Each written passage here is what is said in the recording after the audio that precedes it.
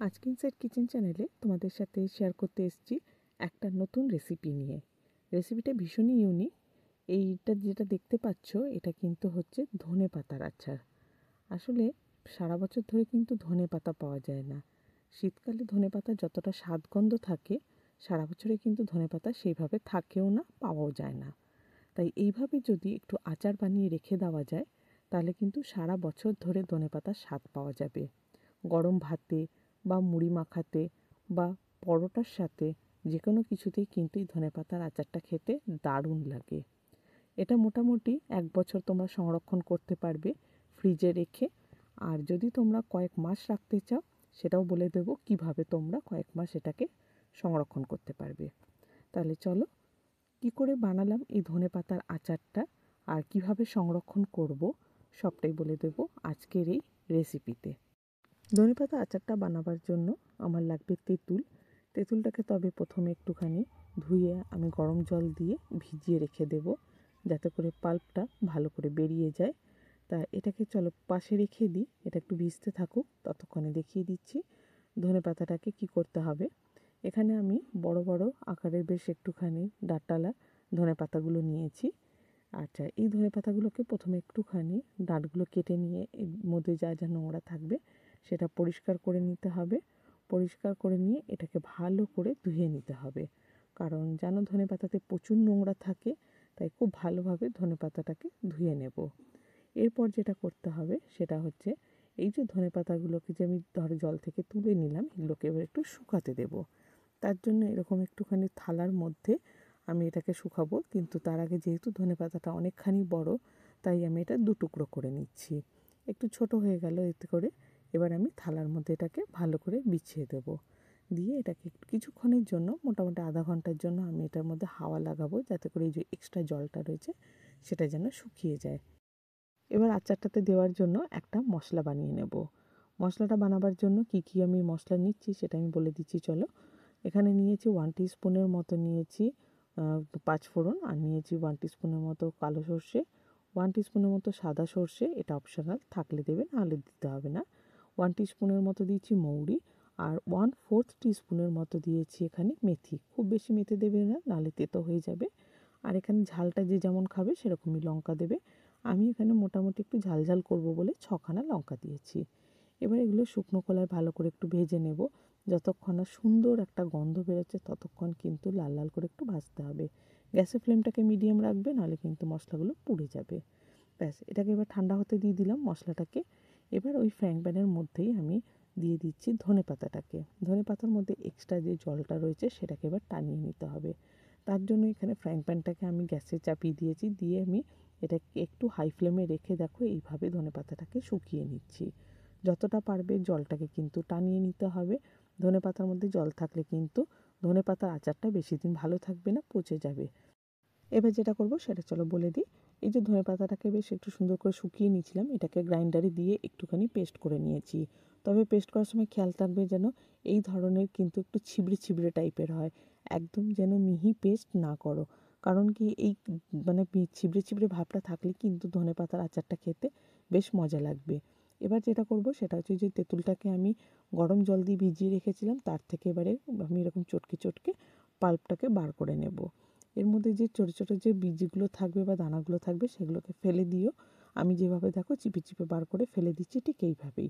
ব্যাস, শুধুমাত্র তেঁতুলের কাইটাকে নিয়ে নেব।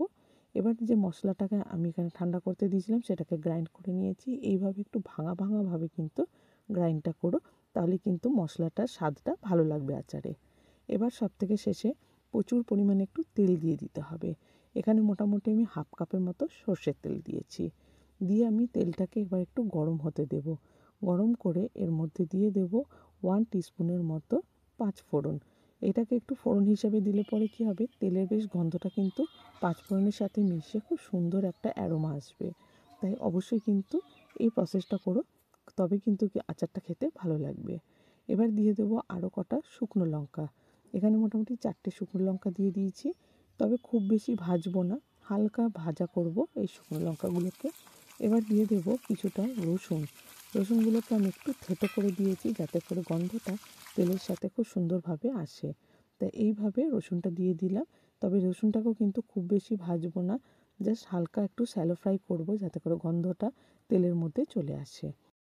এবারে তেলের মধ্যে দিয়ে দেব সেই চটকে রাখা তেঁতুলের পাল্পটাকে। তেঁতুলের পাল্পটা দিয়ে কিন্তু খুব ভালোভাবে ভাজা ভাজা করতে হবে। তেঁতুলের পাল্পটা যেন একেবারে সর্ষের তেলের সাথে খুব ভালোভাবে মিশে যায়, তবেই কিন্তু বেশ টকটক ভাবটা কিন্তু তেলের মধ্যে আসলে পরে ধনেপাতার আচারটাতেও চলে আসবে। দেখো কালারটা কিন্তু আগের থেকে বেশ খানিকটা চেঞ্জ হয়ে গেছে, কালো কালার চলে এসেছে। আর দেখো তেঁতুলের পাল্পটা সুন্দরভাবে কিন্তু কুক হয়েছে। ব্যাস এই স্টেজে এবার আমি এর মধ্যে দিয়ে দেব বেশ খানিকটা মশলা, যেই মশলাটা আমি বানিয়ে রেখেছিলাম। এই সময় কিন্তু গ্যাসের ফ্লেমটাকে একেবারে লো রাখবে বা নিভিয়েও দিতে পারো, কারণ কি অনেক সময় দেখবে যদি ভালো মতো মানে এটাকে যদি হ্যান্ডেল না করা যায় তাহলে কিন্তু মশলাটা পুড়ে যেতে পারে। তাই আমি কিন্তু গ্যাসটাকে নিভিয়ে দিয়েছি, দিয়ে তারপরে আমি এর মধ্যে মশলাটা দিয়েছি। এবার এর মধ্যে দিয়ে দিচ্ছি ধনেপাতাটা যেটাকে আমি একটু গ্রাইন্ড করে রেখেছিলাম।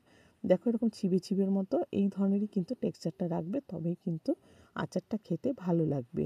ব্যাস সমস্ত ধনেপাতাটাকে আমি এর মধ্যে দিয়ে দেব।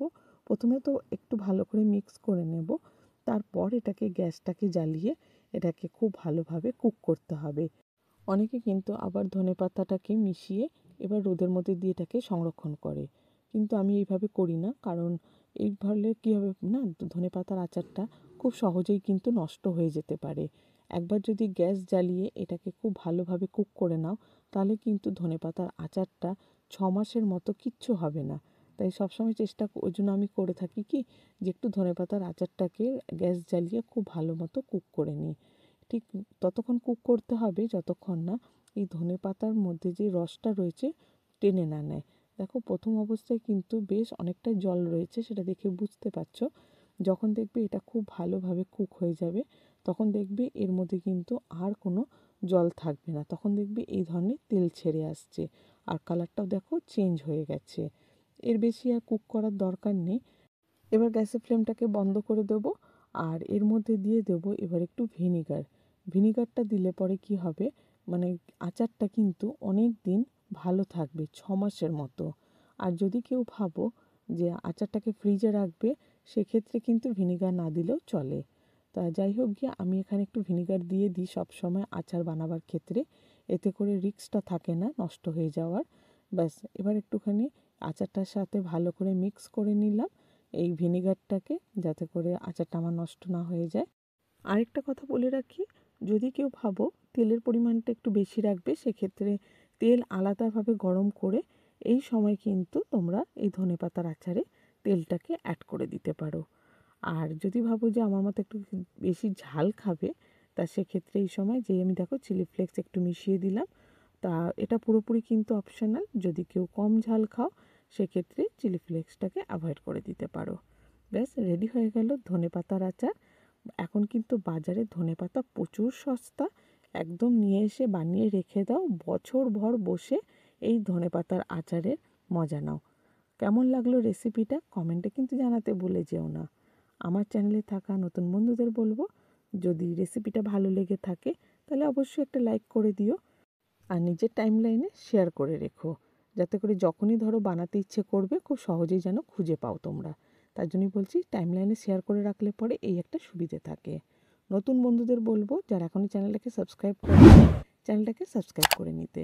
পাশে রাখা বেল আইকনটাকে অবশ্যই ক্লিক করবে, যাতে করে যখনই নতুন কোনো ভিডিও আপলোড করবে তার নোটিফিকেশান সরাসরি তোমরা আগে পাবে। তাহলে আজকের ব্লগটা এখানেই শেষ করছি। নতুন একটা ব্লগে নতুন একটা রেসিপি নিয়ে খুব শিগগিরই তোমাদের সাথে আবার দেখা হবে।